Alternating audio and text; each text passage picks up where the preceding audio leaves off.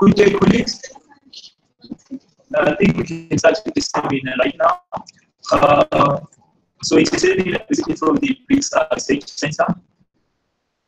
And the title of the seminar is Provision of Affordable Housing, Social Housing to Address the Social a case study and model of T-Town, Durban, Johannesburg, and South African metropolitan cities. And as we have seen in the news in recent times, the issue of affordable housing has been on the news more often, and we have such cases such as in Samoyed, in Cape Town, cases in Woodstock that are quite related to the issues of affordable housing. And we have Dr. Jaya here, Nozi and Krish. Jaya, would you like to introduce the team? Yes, thank you very much. I'm Jaya Josie. I'm head of the BRICS Research Center. And the chairperson is also Isaac Kambule, who is a member of the BRICS Research Center as well. Nozi Knora, she's a PhD candidate in the BRICS Research Center. And Chris Chetty is our Data and Information Manager at the BRICS Research Center. And we are going to present the seminar. This is work that we started in 2015. It was initially presented as a paper at a conference in a housing conference in Delft University in 2014, I think, yes. And we've been working on it. The whole issue stems from a problem that arose in Cape Town some time ago, in which we found some families, and you will see them, some pictures of them later on, families who were caught in the trap of being unable to access mortgages and loans from banks because they didn't earn enough, and unable to access the RDP subsidies because they earned too much. And that was defined as the gap market. So the aim of the study was then to say, within BRICS, what is the situation of housing? How is BRICS dealing with the housing situation? And what are the problems in South Africa? And why have we not been able to address this gap market in particular? And we focus our study on that, and we will present it basically following the traditional conventional format. And we look at the state of housing in South Africa. Some of the data may be a bit outdated at this stage, but we are going to be updating it. And then we look at specific case study within South Africa. We're looking specifically at the three metros, Johannesburg, Cape Town, and Durban, what the problems are there. Then we look at how this compares with the situation in BRICS countries. And then we go to the modeling results. The modeling results is basically looking at borrowing from a model that was used in Melbourne, in Australia, in Victoria, where they looked at the social cost-benefit analysis of the differences between investing in rental stock and social housing to make it more affordable for people to access to address the problems there. And we present some of the results around that. I will hand over to Krish and Nozi to some of the first and second parts of the study, and then I will come back with the conclusions. Okay, thank you, Jaya, and thank you everybody for attending. It's great to see such a good turnout here in Cape Town and in Pretoria. So, Krish, just before you go on, I'd like to welcome to speaking Professor Francis Wilson, who has been working with us over many years with the HSRC, and it's good to have him here so that we can learn some views on the issue of how this relates to poverty and inequality, which is the main focus of the HSRC. Welcome, Prof, and welcome to all others who are here tonight. Thank you. We begin, as Jaya mentioned, as we looked at the conditions of informal slum settlements here in Cape Town, and this image is an image that many of us here in Cape Town are familiar with. We all love our mountain, but when you live in these type of conditions, sometimes even seeing the mountain can be difficult due to the consequences of pollution and just your daily living conditions. And recently, as Isaac mentioned, there's been a few headlines which have come out dealing with this issue of affordable housing. On the 29th of June, there were quite a few articles that spoke about the need for affordable housing. But what was interesting there was that the findings that were presented at the Western Cape Development Forum discussed the need to invest more in affordable housing strategies. And they said that the key argument they made there is that it actually makes good business sense to be able to invest in this. And so they were asking for more private investment in this particular sector. And consequently, those findings actually agree with what we are about to present today. So we are also saying that this makes good business sense, and we actually explain why we say that. So in terms of what we are presenting on, first we review and assess what has been done to provide sustainable shelter, particularly within the urban slums in the metros. We look at what has been provided to the disadvantaged and vulnerable communities here in Cape Town, Joburg, and Durban. We look at the provision of sustainable housing in South Africa for those that are caught in the gap. So those that are either too rich, so they don't receive subsidized housing, or they're too poor and they're not able to access mortgages. What happens to those people in the gap? Our study primarily focuses on what we call that gap market. I then relate these challenges back to what's actually happening in the BRICS, and you'll see many commonalities, particularly within Brazil. And thereafter, Nozi will then touch on the modeling options that we have, which show why we say it's profitable for businesses to actually invest in affordable housing initiatives. If we look at the provision of human settlements, if we address the holistic needs of human settlements, what you find is that it cuts across many sectors, all of which are discussed within the Bill of Rights or the National Development Plan or the MDGs or the SDGs, and these speak to the needs of access to basic services in the form of water, sanitation, alleviation of slum conditions, environmental sustainability, the provision of education, and that of health. So if we are able to holistically address the human settlement challenges that we face, we will also be cutting across into these other sectors and providing much needed support in those areas. If you look at what the Constitution says, the Bill of Rights talks about what is a constitutionally mandated basic service. So here we say everybody has a fundamental right to be able to access these type of basic services. This includes the right to water and sanitation and so on. When it comes to housing in Section 26, the statement that's made there is that it must be subject to the progressive realization of delivering the service. And so government must operate within those bounds. However, when it discusses the right to housing, it's not so much as the right to a physical house which you own, but more about the right to shelter. So perhaps when we are addressing the housing challenge, we focus on delivery of houses at the expense of providing decent shelter and decent conditions for the population.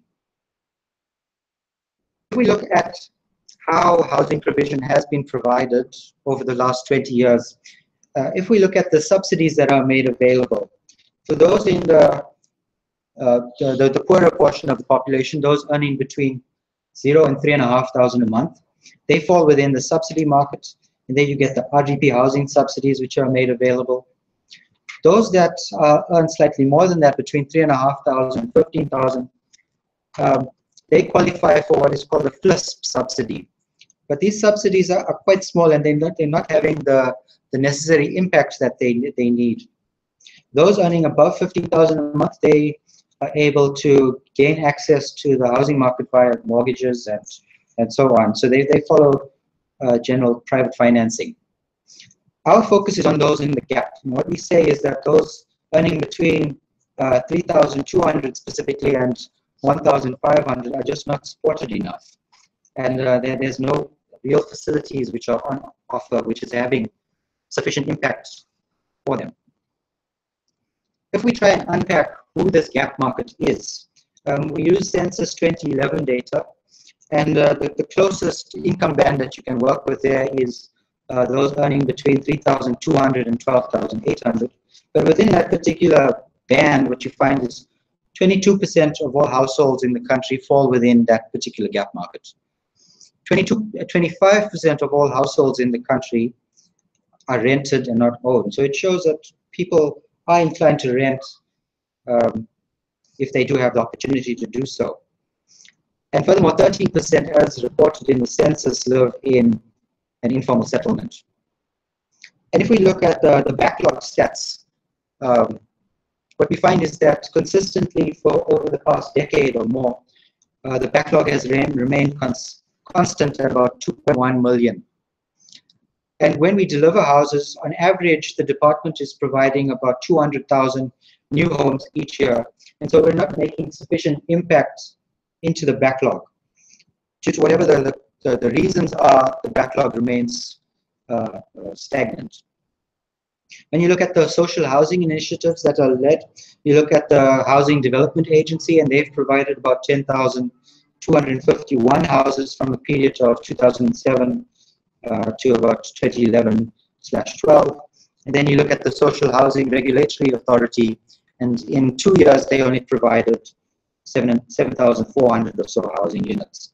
So we're not doing enough to address the number of houses that actually sit within that gap market. We're not targeting them sufficiently well. So I would like to draw attention to a particular study done by Kirsty Rusk in 2014, where she discussed these challenges, particularly facing those in the gap market. And initially, her study says that the provision of public and private supply of affordable housing, particularly against this gap market, is inadequate. And she finds that those earning between 3,500 and 10,000 per month are only supported, only 28% of households are supported in that particular income band. We're not providing enough new housing. There's very limited rental stock which is available to them, and there's a limited resale value for those that do own houses in that particular income band. The FLISP grant that I mentioned has failed. It's not doing enough to support the quantity of households which fall within that gap. And those earning less than 3,500, those households, only about 49.6% of them are supported. And the houses that they do earn, that they do own, in these instances have very little resale value for them to work with. And at these current prices, what we find, there's no market-based affordable housing strategy for those earning less than 3,500 and those in that income gap, that housing gap that we speak of. And our policy is primarily focused on financing ownership of housing assets instead of providing access to housing and shelter. So if we look at a case study, We look at a particular family which was struggling living in a backyard rental shack in Langa. And so they faced with the general challenges that we accept. But they were able to gain access. They were one of the few that were able to gain access to an affordable housing set of flats in Rondebosch. And their quality of life drastically improved. And if you look at Langa, if we just understand the characteristics of that particular area, it's very congested. So you start with about 52,000 people living in that particular township. You have about 17,500 households in that area. 40% of the population have completed school. 40% are unemployed. 42% live in informal settlements. And 33% have no access to piped water, and 28% have no flushing toilets. There's one community health center that services the whole township of Langa, and it's actually situated outside of the township. There's about 4 schools in the entire area. Transport options exist outside of the community.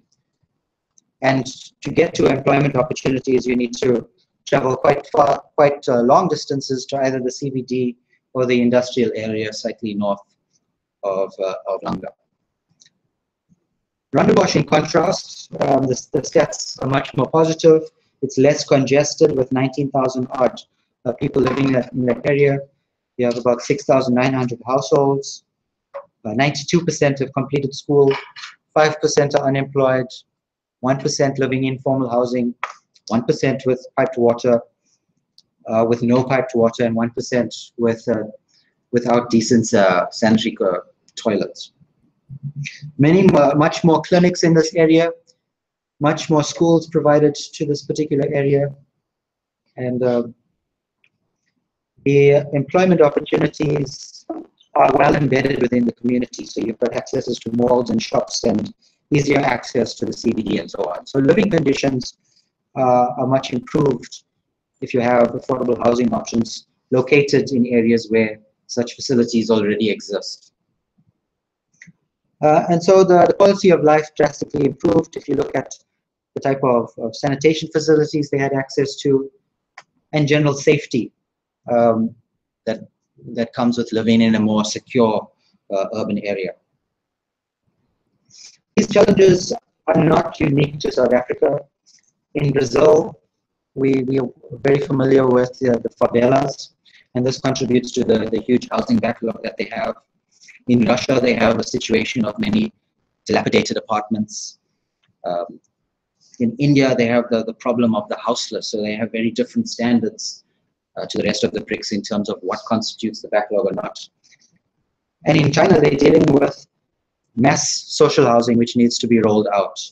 And this is due to the influx of people which are attracted to the urban areas, and they move away from the rural areas. So if we look specifically at Brazil, 74% of Brazil's households are owner-occupied, 17% are renter-occupied, and 7% of households are occupied rent-free. If we look at the data, however, from different reports, you get conflicting assessments of what constitutes the backlog. And this primarily has to do with whether you count the favelas or not. So in 2009, there are a few studies. One identifies 7.2 million units as the housing backlog, but when they included the favelas, it went up to as much as 30 million households, which then required housing support. And so the stats change between whoever conducts the study and how they measure it, but basically they have a serious problem. So if you exclude the favelas, they say that in that housing deficit, 90% of those houses actually fall from low-income homes. If you look at the favelas, the studies find that 50% of those households actually live in the middle class, and 4.5% of those are actually upper class, but they prefer living in the favelas, probably due to historic reasons. And much of this deficit actually lies within the urban areas, that's 85%. And these tend to be more congested. and they experience challenges with excessive rent and so on. In 2009, the policy that was adopted was the Mina Casa, Mina Vida policy, which translates from Portuguese to My Home, My Life. And this is looking at the provision of affordable social housing to those living in these communities. So here they want to stimulate the production and acquisition of new housing units for those in the low income bands.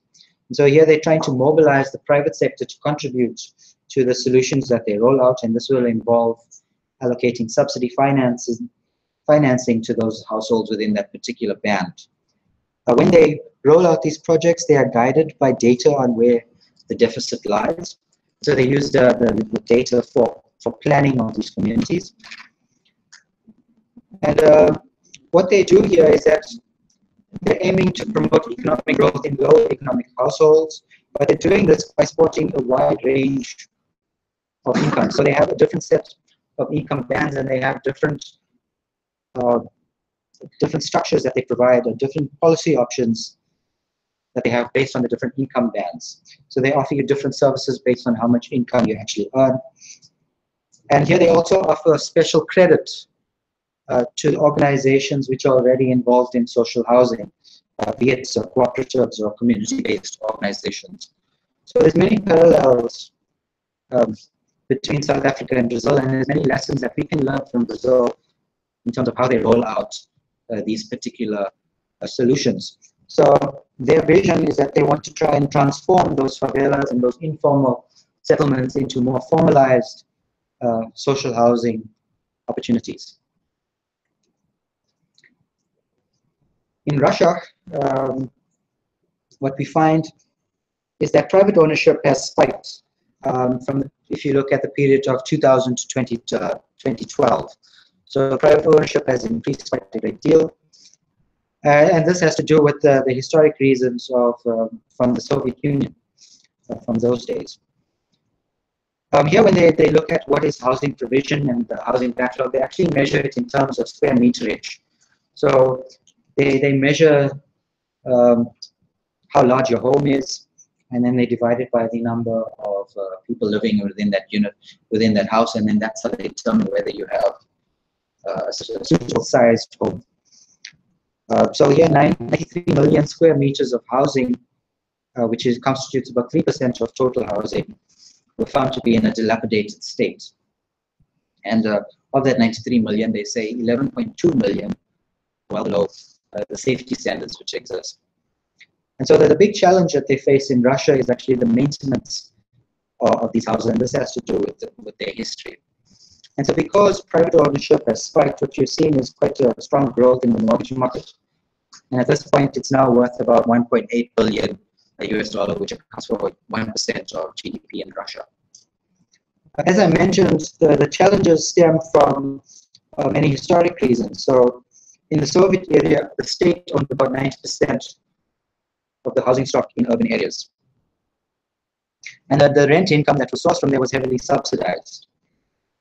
And housing was allocated based on something that they termed sanitary norms, which regulated how much space a particular person required. And at that stage, there was no such concept of mortgage finance. Come the end of the Soviet era, many state-owned properties were transferred to residents. And with this privatization, you find the development of large condominiums, and then the emergence of mortgage financing, mortgage agencies, and securitization, and so on. And they launched an affordable housing project recently. I think it started in about 2006, but this function is managed by the municipalities in Russia. The 2006 Housing Code also specifies who should be responsible for the maintenance of these social housing projects. The challenge that they face here is that these buildings deal with about 40 to 50 years worth of repairs that need to be conducted. And so there's an argument between who should be responsible, whether the state should support the new private owners of these households. And then there's also a question of how they organize themselves to be able to respond to this particular housing code. The side effects from this policy, we find about 50% of homes require maintenance. Many are living in very old, aged buildings. And what we also find, only about 10 to 15% of Russians can afford their mortgages.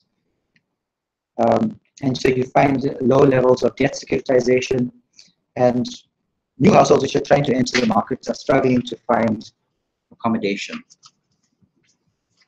Their goal is to be able to have a well-maintained and adequate housing in these particular areas, in the urban areas. In India, when they look at the housing shortages, they focus primarily on urban housing. And so here, 69% of urban housing is owned, but when you look at the rural areas, 94% of them are privately owned. Their standards of what is acceptable housing is very different to what we find in South Africa. And due to the lack of data in India, they have a formula which they use to be able to calculate the housing shortage. So here they have different different levels of standards. It's puka, semi-puka, and serviceable kucha. So these standards actually refer to the conditions of the buildings that people live in. So puka is where they have some formalized living. So you have brick buildings and you have a strong tin roof or something like that. Semi-puka would be where at least the roof or the walls are in a strong condition. And then serviceable kucha is where they're living under some shelter, but whether they have access to general services is another question altogether. So there's a very different set of challenges that they face in India.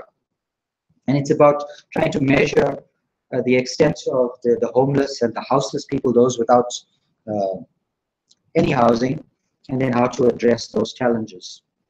And then lastly, in China, what you find is that due to the consequences of migration and so on,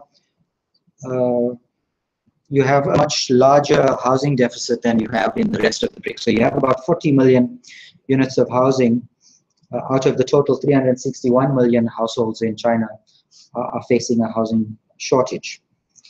Rural percentages have decreased from 1990. So in 1990, at about 74% of households lived in rural conditions, and gradually that number has decreased to about 46% in 2008. And what you find is internal migration is really the driver of the housing backlog. And about 8 million new families are then entering the formal market each year. And about 28 million people living in shanty towns. So here, they struggle with data. They need to also estimate the housing backlog. But with this insurge or influx of people coming into the urban areas, there's also a need for large-scale, low-rent housing programs in China. I'll hand over to Nozi, who will now look at the modeling requirements for this particular project. For our research, we're using the internal rate of return model, which provides an economic decision-making tool to assess whether affordable rental housing can contribute to the increased or improved return on investment or not. So this model is been adopted from the Australian Housing and Urban Research Model. So we're using two formulas from it. The first one is the internal rate, and the second one is the internal rate of return that includes taxation. So the aim is to encourage the development of a private-public partnership that will encourage investing more in affordable rental housing. So the purpose of this model is to give policymakers an instrument to finance the backlog and the demand for affordable housing from the housing gap market that is made up of households that are caught between inaccessibility to mortgages and because they don't afford, and also the inaccessibility to subsidized housing because they earn too much.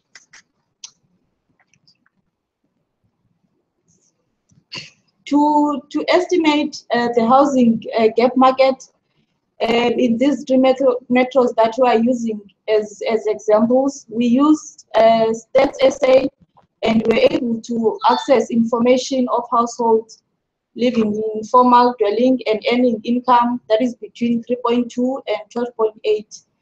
And the number of households living in informal dwelling that fall under this segment has increased in these three metros compared to other cities. This is because they are the metros that offer a wide range of job opportunities than all other African cities. So to estimate the housing backlog, we took the cost of affordable housing to meet the need, and then we multiplied it by the target population. So in total, the households that fall under this informal dwelling category are estimated to be around 12% in these three metros. In Joburg is 12%, and then Cape Town 11%, and then 6% in Durban. So all these households that fall under the edges of home ownership and housing provisions, and are constrained with inaccessibility to mortgages as they don't earn enough. And the number is increasing as the years that are going forward.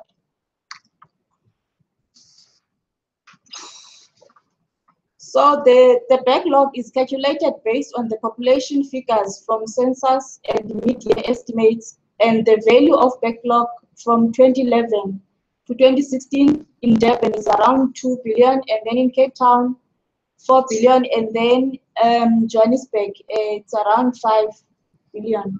This reveals that despite government's various initiatives, the housing backlog actually increases, and the supply is very low in this segment.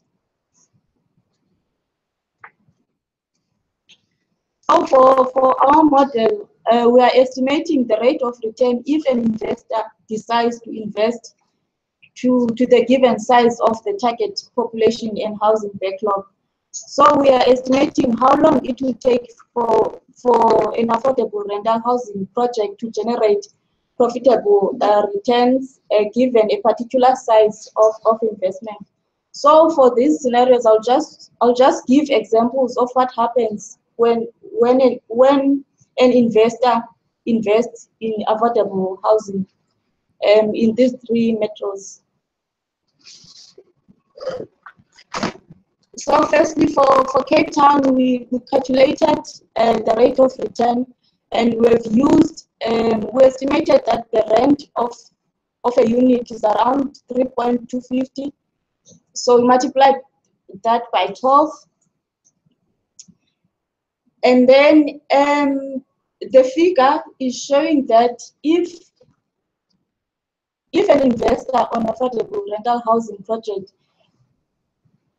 for instance, okay, for example, if an investor decides to invest for example 10 years, then an investor can wait for 5 years in order to aggregate returns on investments, and they will okay. 2016. Okay, yeah. If, for example, they start to invest from 2011, then they will start in 2016 to realize the returns. They can't just wait for a year. And then in Johannesburg, we assume that the rent cost is around 2.5, but the operating costs are the same. This is because the rent in Johannesburg is cheaper than here in Cape Town. So if an investor decides to invest for a period of 10 years, then an investor can start to generate returns maybe after 6 years. And then also here for the Durban one, the rent for Durban is around 1.9, so it's cheaper than Johannesburg and also Cape Town. So investors will need to wait more years in order for them to realize the returns. fewer years. Yeah. And the constructs of the model will be explored to give a concrete analysis. This was just an example of how the analysis will be like when you have involved other BRICS countries. And then I'll give Dr. Jaya to do the conclusion. Okay, thank you very much, Rosie and Krishna. That was quite extensive. The data we use for this is obviously as we develop, we will have to use more updated data, and we'll have actually try to use specific case studies for the 3 metros to look at the rates of return. But we also extend, the model also has other issues related to it, such as taxation that can be generated, and employment generation issues and capacity, etc. And we will extend the model to cover all those issues as we go on. And clearly there are new developments happening in this area. The Human Settlements Department is undertaking other issues, and we'll have to update that kind of information as well. But I think the big issue that we are talking about is that, and based on the Australian work that's been done on this, is that rental stock, increasing rental stock, social housing in an affordable, subsidized manner, that is not a bad business case. It also affords the banks, and if we bring in banks and the financial sector to support government initiative, 6 years is quite a good level to generate an internal rate of return for any business, especially to recover from infrastructure investment. And I think for the cities and other groups, the usage fees and charges not only provide the cities with some levels of income, but it also gives a possibility for more job creation in the areas. And as we saw in the case with Russia, another important job generating area would be the maintenance. Maintenance areas provide good opportunities for creating small businesses or to provide business opportunities for cities. And we know in South Africa, from the gap market is wholly underserved in South Africa, and these create opportunities for revenue for the cities. It creates investment opportunities for businesses and the banks. It also creates opportunities for job creation. And if we try and address the inconsistent backlog, I think we'll be in a better position, especially for profitability. It is possible for private investors to join and provide an indication of different ways, and I think that also creates. So what we are trying to do here is we are trying to link the nexus of providing social housing, public social housing, affordable social housing, linking it with private sector investments to generate returns from them, and looking at the opportunities for businesses, small businesses, and maintenance issues and job creation. So we try to close the triangle in that sense. And we hope that we can take this project a bit further on. And we think that the important thing about social housing, rental social housing, it gives this gap market an opportunity to have a stable shelter while they are perhaps developing their own income streams, developing their own access. And many of us who grew up in apartheid South Africa went through the similar experience. And we know that that gives people the opportunity to access schools, education, etc. And eventually they can move out and buy their own houses. And then they can access the mortgage market and the banks. So you've got a virtuous cycle developing within this sector. And I think this has been the case in post-war Europe, in Britain, in Western Europe, etc. And also now we're finding it in New York, looking at this issue again in Australia again. And I think it provides a big opportunity, and we look forward to trying to do this continuously. We are looking forward to trying to do this so we can look at how this family has moved from this backyard dwelling to a better lifestyle. And we are still in touch with this family, and they've made enormous progress with kids accessing school and others. And I think the social housing initiative, affordable social housing, will provide a good opportunity for them. We look forward to hearing from your questions. By the way, I'd like to welcome our colleagues in the NMU. We can't see the picture yet. Okay, I would like to welcome our colleague who's in NMU, Professor Robin Mwadi, is joining us on Skype. Yes. Yes. Thank you. Yeah, so that is Professor Rodingo at is joining us from NMU. Yes. Can you ask questions? Yes. We're gonna head to that right now. And thanks to the colleagues here from the BRICS Research Center for giving us a good presentation. And they've basically showed us that the social housing challenges that we are facing are not only unique to South Africa, but then the entire globe is basically facing them. And what matters the most from now on is what is it that we do about such challenges and creating inclusive human settlements. And most importantly, they've also showed us that creating inclusive settlements is not the job of the government only, but the private sector also has to come on board in ensuring that people have safer spaces to live. And having said that, we'll take comments from now on. I'm going to start with Professor Ronnie Nwadi because he's on the other side. You may go, please. Yes, thank you very much, colleague, for this wonderful presentation. We are dealing with one of the most important areas in economics, and it's issues of housing.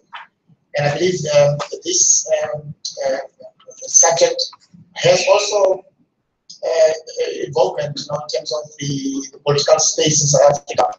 My question and my comment is, first one, what I gather from what you are presenting here, you are trying to influence, if we may use that term, the private sector in coming to part in terms of housing construction. And you're trying to attract them using the model rate of return to say that if you plow your money and this is the return you are going to get.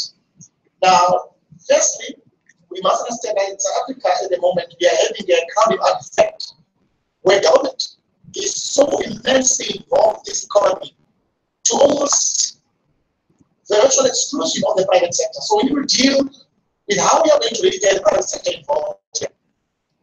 A recent study shows that the various number of determinants of private sector participation in construction. So we made that need to work a little bit harder to convince the private sector in terms of its involvement in a housing project. But at the moment, we do not see much of that. The government is overwhelming that whole sector. In the model again, you show the return in terms of rental.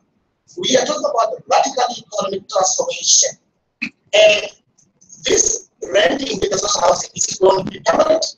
Or is there a time in South Africa when we will say people own these properties? So those are two concerns I have about the study as to do. Evidently, are we really going to allow people to create a space where they can own, or must they rent forever in order to make up for the return issue actually indicated in your model? Thank you. Those are my questions so far. I may come back if there's a space to come back later on. Thank you, Rodney, for those critical comments. I'd like to move to Devin.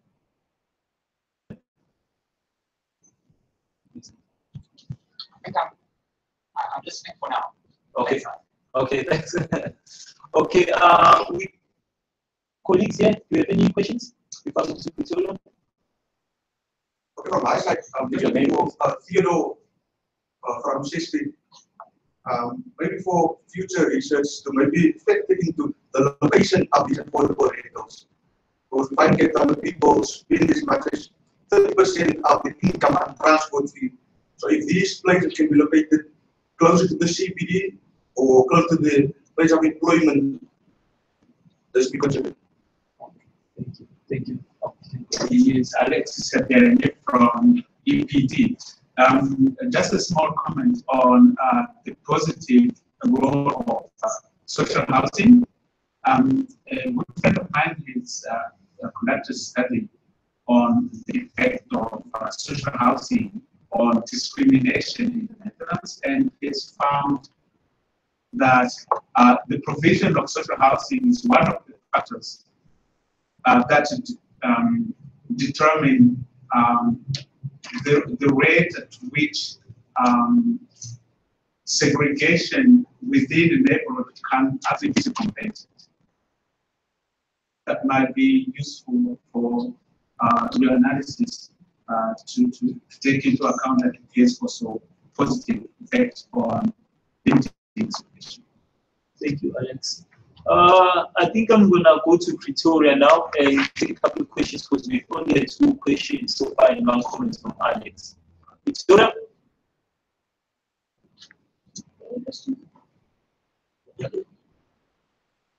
Thank you very much for the wonderful presentation. My name is socio-economic.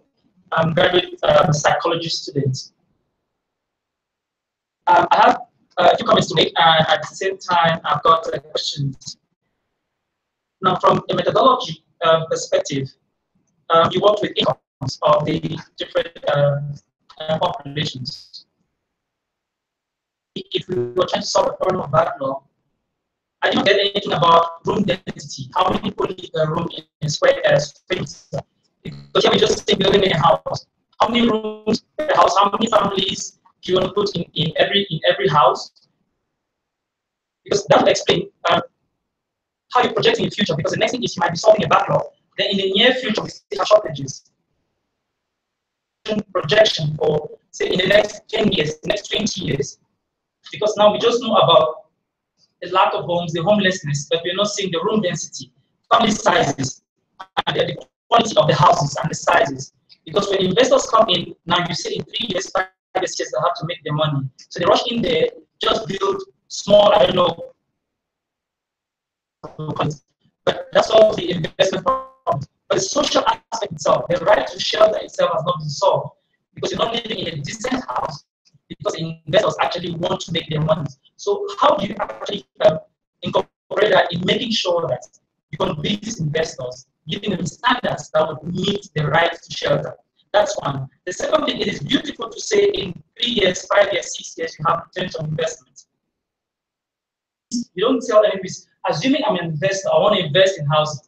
What are the risks in the next future? We know of inflation. We know of the rand value and its fluctuation. So you've not explained the risk in this particular case. So how would you convince an investor to say, if I'm investing in this in the next 3 years, 5 years, there's less or this amount of risk for me to be able to achieve this? Because I assume that's a problem why investors are not going into this business, because of the risk and not this return issue. Thank you very much. Thank you. I think for now, the colleagues will attempt to answer the first 3 questions that you have, and then we can take more questions from after that. Okay. Thank you, Chair. Ronnie, you raised some very important points. Being an economist, I guess those are quite key. The issue of private sector investments in social housing. There has been a reluctance over the years, and rightly so, because, as you say, the investment with respect to construction has been private sector has been crowded out by the domination of the state sector. So the question is, as you say, how do you crowd in private sector? What are the ways in which they can do it, and how will that work? We haven't done extensive research on that, but over the recent years, we've noticed, and we are collecting data on that at the moment. We have noticed here, especially in Cape Town and the metros, there's a greater willingness of the banks and the financial institutions to come to the party. Already here in Langa, the FNB has begun to invest in social housing. Because, I mean, compared to mortgages, you have a steady stream of rent coming in with the social housing, with the rental stock. Of course, you've got to take account of defaulting, rental defaults, etc. But and our study is focusing on a very specific gap market, those between 3,500 and 15,000, earning 15,000 a month. And of course, if the other benefit of being in the private sector, you can actually control for defaulting, because private sector they can carry some of the risks, and the state can carry some of the risk for user fees and so on. So you're sharing the risks in that sense, to answer the other question about risks as well.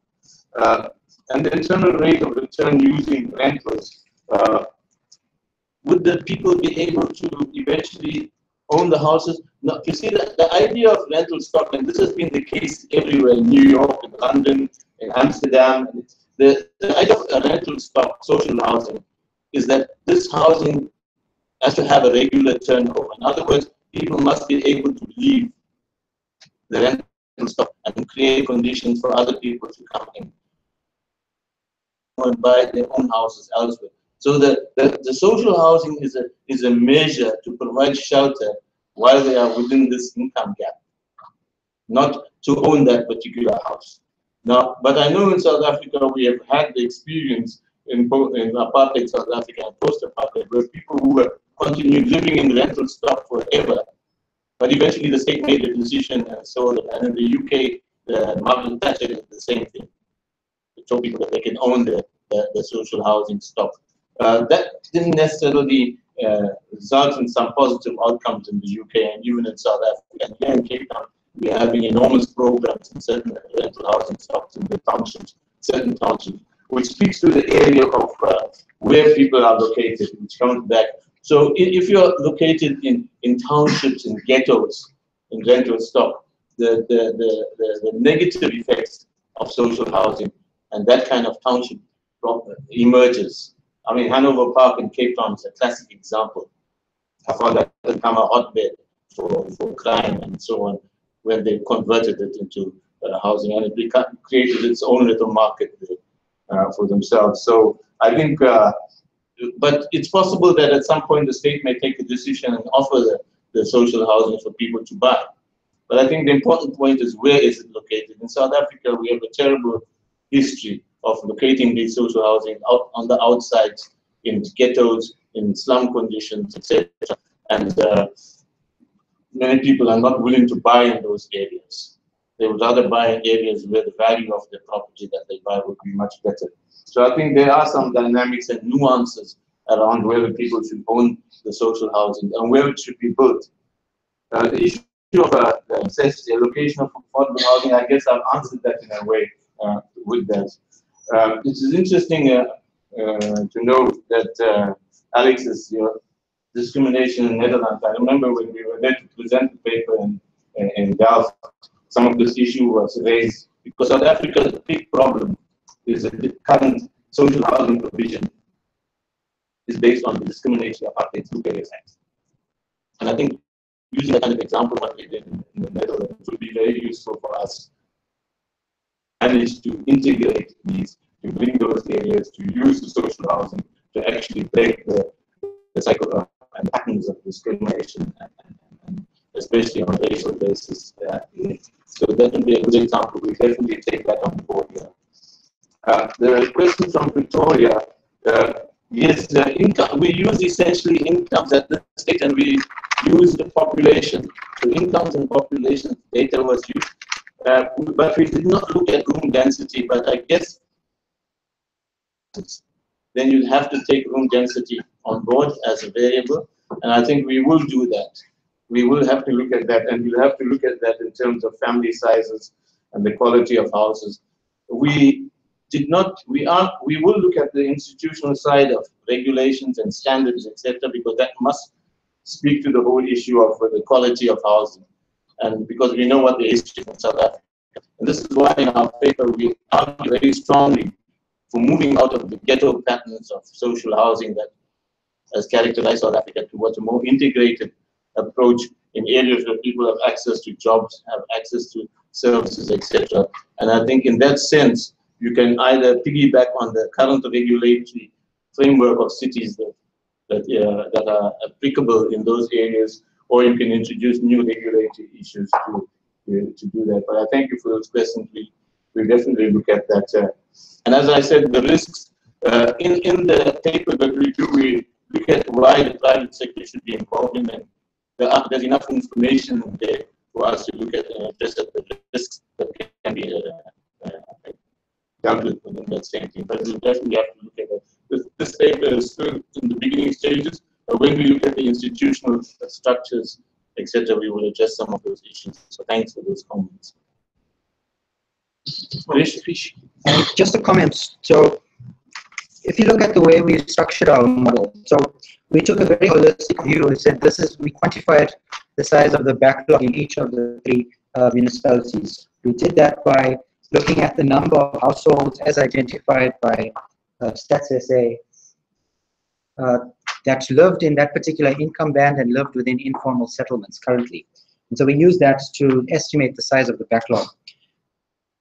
But the other element of estimating the size of the backlog comes to the question of cost. The cost comes from the estimates that are put out by the Social Housing Regulatory Authority, which says this is how much 1 unit of housing actually costs in these particular areas. Using that amount, we're then able to scale up and suggest this is what the size of the backlog actually is. But now that average cost that's identified by the SHRA should include the variances in cost between those in the more expensive locations and those in the poorer, further out areas. So if you want to localize the formulas that we presented to a particular subset of the population, you can use a smaller population group and you can get a more refined cost estimate, which will allow you to get a better understanding of what the backlog is in a particular area that you want to address. So the models that we put out and what we presented today were very simplistic. It shows you the high level, this is what cuts across, and if we use that average cost, this is when you can start to see returns starting to emerge. But if you want to try and look at where can we invest and what particular areas, you can refine the model and bring in costs and rents, which is more specific to that particular location that you are servicing. Thank you, Krish. Colleagues in Pretoria, any further questions? Yes. Thank you very much for the opportunity. My name is Robert Eden, and I'm from Desert Holdings. Desert is also as a social housing agency. I'm new to this business, and I'm trained as a lawyer. I've studied the Social Housing Act, as well as the contracts and the provided regulations. So I'd like to know if I may ask questions specifically about the Social Housing Regulatory Authorities contracts and the regulations to the Act. Can I just respond? We didn't do too much work on that. So if we answer, the answer may not be as in-depth because we didn't touch on the regulatory framework at this stage. We are setting that for the future, but you can make a question and it may help us down the line. Thank you. It's a learning experience for us, and I would consider them anecdotal questions. The first question I have is in respect of the allowance for rental income in permanent rental housing stock. The regulations suggest that there are 2 bands of income. And I do understand that these thresholds may be amended soon, but I'm going to use the thresholds that are published at the moment. The first threshold is aggregate household incomes under 3,500 rand. The sub-regulations A, so we call that Class A. And then Class B would be aggregate household incomes between 3,500 rand to 10,000 rand. Yeah. So if you're developing a financial model which is based on a maximum rental, which is based on any one of those bands, which is no more than 30% of the aggregate household income. And we know the regulations and the contract even refer to perpetuity. Now, perpetuity is a big word in financial modeling.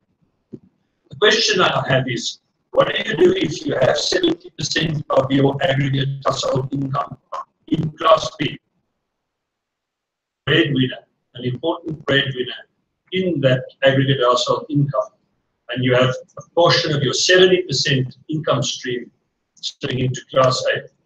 By implication, your risk-adjusted revenue stream is very risky because you're not going to be able to secure that 30-70%, or you're not going to have to guarantee that 30-70%. That would be my first question. How would you suggest to an investor who's looking from the outside to assess the risk that is associated with that income stream? Because we know that the Act, the regulations, and the contract forbid you from evicting tenants. So if you have a significant portion of your households in the 70% bracket, that's the Class B bracket, by losing a breadwinner, and they become Class A tenants. The impact on your revenue stream is dynamic, but it doesn't change your cost profile. Thank you, Robert, for your question. Do you have any further questions in Pretoria before we move? Yes, I do have a further question. Okay. The second question is that in terms of the regulations, the capital restructuring grant may be recouped at the discretion of SHRA when or if SHRA places you in default in terms of the regulations. The consequence of that from an accounting perspective is that you have a determinable amount of money that may be at risk of having to be recouped by the SHRA. So you'd have to account for that as a contingent liability. You'd account for the asset at a depreciating rate. And the implication is on a 20-year model is that by year 7 you're insolvent. Thank you. So my challenge is how does one account for the risk associated with the possibility that in the event of default, the regulatory authority may demand that you repay the capital restructuring grant. Thank you. It's an accounting conundrum. Thank you. Okay, thank you, Robert. Rodney, you can ask questions. Yes, thank you very much. My question is regarding the financing of the infrastructure.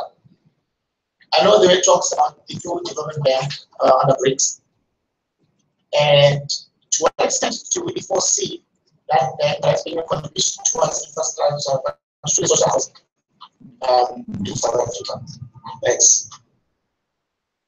Colleagues in Cape Town, any question? Is there anything further in Pretoria? Pretoria, do you have any further questions? Okay, next question. Okay, you can go ahead, please. Yes, my name is Nontaza Sizani from Dezo. I also understand that the minister has currently launched a social housing bank, and I just want to know what will be the contribution of that bank. Have you taken it into account in terms of another financing source? And I think it's important also to understand this risk area, because the investor, which is your First National Bank, will really be basing their risk on the income streams, because the building is not yet in a state where they can put it as a security. So I think it's important to understand that our income streams should cover the risk areas that have been mentioned here, especially the provision for the bad debt and the moving of the income from class A to class B. Second question, please. Yes. Yes, my name is Gaynor Nice. I'm from the city of Johannesburg. I also just wanted to ask a question in terms of Johannesburg as well. We look at the challenges of the inner city and the dense population of the high-rise buildings. And I wanted to know if your model factored in that, and how does that compare to, say, if we went to an area like Orange Farm, where we have informal settlement that's more on a flat sprawl basis further away from town. So does your model accommodate both of those different scenarios? Thank you. Okay. I'll give it to the colleagues who answer questions. Okay. Thank you, Robert. As I said earlier, we haven't yet touched on the regulatory framework and the risks associated with that, and that is a part that we will deal with at some point. But I think some of the contributions you made are very key, especially in looking at the transition with respect to default from one class of income back to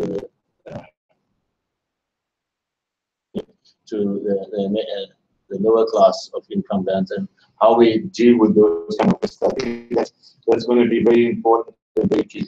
Just for your information, all we've used at this point is not individual income of the breadwinner in the household. We view the total household income. So, but I do take your point. It would be very important for us to look at should that be the case in which the breadwinner is or the total income or one of the main sources of income is defaulting. How do we deal with that? For the second point, I think what I would like to suggest is that we perhaps try and come and have a discussion with DISO and have a talk around some of those issues, so that when we finalize the paper, we would definitely want to take on board some of the contributions and issues that you raise and see how we can then incorporate it. The model that we have is quite extensive. It has options to include all the issues that you had, but of course, for the institutional issues, we have to look at things such as transaction costs and other issues which fall in another area, especially within the accounting framework issues. So if you don't mind, we'd like to be able to set up a possibility of coming and discussing some of those issues with you, if you think it's worth our while. We would certainly look forward to that. Okay, thank you very much. With respect to Ronnie, are you through with us? I just lost you. It's just not. Okay, and I think for the second question on the income streams and with respect to the subsidy for the human development housing, perhaps we can also include that in some of the discussion we are going to have when we come and visit you, because I think your colleague from these raised some very key questions as well. I think we need to address that issue within the same bracket. We haven't gone into the detail of the institutional arrangements around these issues, but we know that the subsidy issue is key, and there is a level of subsidy for social housing that is currently being provided, but it's being provided in a kind of it's not in a systematized way at the moment, and there are several different structures, institutional arrangements that government has and the state has and the private sector have with respect to the private sector doesn't provide any subsidies around that. And then the whole link is related to the provision of services, etc. How do we bring those things together? There's a big disjuncture between all those issues, and I think it would be important for us to address that. But I'd like us to then take the opportunity of discussing with DISO as to how we can move forward on that. That will be very important for us. The issue of the density in Johannesburg, the colleague who raised the question from Johannesburg, I think in looking at the situation in Johannesburg, we did find this kind of problem, the disjuncture between the provision of housing and trying to convert the inner city blocks into social housing issues, and trying to accommodate the ones outside of Johannesburg. And it seems that not just the city itself, but the province itself is considering how to deal with these issues. And we will definitely take on board, but we haven't as well gone to detail. I don't know if Krish, you want to comment on that with respect to Johannesburg. 2 comments. Firstly, on the issue of risk. The models, the results that we put out were very high level. It was our initial simplistic view, just to make the point of how do you start to predict when these type of initiatives become profitable. But there are more refined models that we actually have, or more, formulas that we do have, where we can start to unpack what the stream of rent actually is, and then we can start to introduce coefficients which can look at the repayment rate on loans, the defaulting rate, and so on, and how do those then start to reduce the income stream, which could then be fed into the model. So we have further revisions of that model which we can apply, which can then be used. So we can start to bring in those questions of risk into the model as well. And density. And the density issue, I think that relates to how we cost the particular project. So if you are, if the project is located within a city and there's higher costs, that will then need to be factored into how you cost that. But further out, away from the city, you'd imagine that the costs would be lesser. So we'd have to just factor into that how we calculate the backlog that we're trying to address wherever we locate the particular project. Thank you, Krish. I guess Pretoria, there are no further questions after this. Yeah, if you don't mind. Robert, you can go ahead. Thank you very much. I remember being involved with low-cost housing in the mid-80s when we still had a tricameral government in South Africa. And I remember the complete disasters of projects in Delft and Blue Downs that were premised and based on aggregate household incomes. And I remember also at that time, as a postgrad student, looking at models around the world, and we found that the successful ones were usually those where there were private sector involvement in the development itself, but government securitized the losses or the defaults on rental. So you know that you can quantify this actuarially. So yes. If you go to a bank and you, as an investor, want to, you need money, but government is willing to securitize your default or your loss like an insurer, and what you effectively do is you de-risk the revenue stream. And that may be a solution because it has worked around the world before. And it was even proposed by Minister Curry in 1986. So 30 years later, we may be revisiting the tricameral policy frameworks. For good reason this time. For good reason this time. Okay. Francis Wilson from UCT. Just one point that you might consider as you take your model forward is the work that's been done with the wind farms around the country, where they've done a very clever sort of link between exactly government securitization and private sector investment. Now that's on hold at the moment, I think, for political reasons, but actuarially speaking, it worked very well. And the wind farms, I'm not talking about 5 years ago, they were sprouting like mushrooms right around the country, and I think that they got something right in the finance. Thank you. Okay, thank you, colleagues. Any closing comments from? No, I think just to share to you Professor Twali's question on the NDB.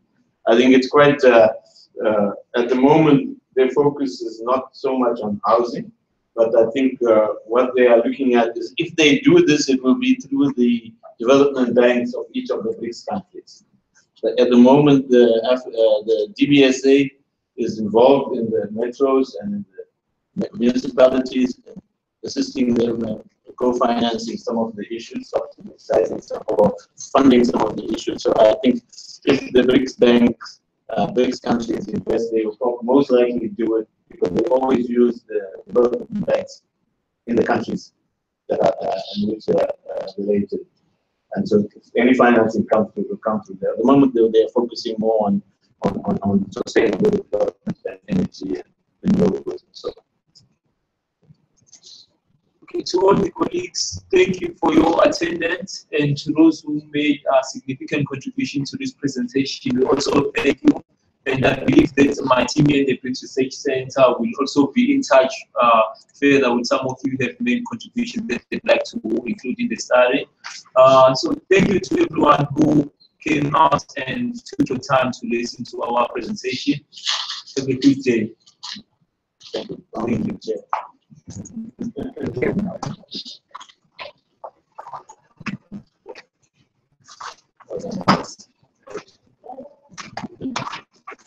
Thank you.